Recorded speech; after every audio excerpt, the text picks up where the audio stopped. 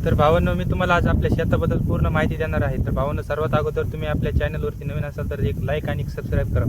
बरेचसे लोक आहेत ते व्हिडिओ पाहतात पण चॅनलला लाईक करत नाही, सबस्क्राईब करत नाही. त्यासाठी चॅनलला लाईक आणि एक सबस्क्राईब नक्की करा.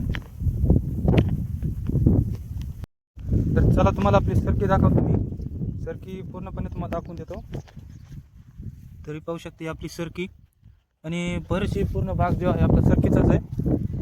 तेव्हा म्हणजे त्याला सरकी लावल्यावरती मोठे झाल्यावरती त्याला फुटणार आहेत जांभळं.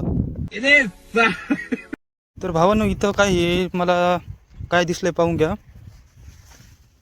इथं मला हे हातीचे आंड असल्यासारखं वाटायलेत. हे पाहू शकता तुम्ही, हातीचे आंड. आपल्या सरकीमध्ये आपल्या दिसला डायनोसॉर. डायनोसॉर पण खूप मोठा आहे. की डायनोसॉर आपल्या सरकीला काही ठेवत नाही असं वाटतंय मला.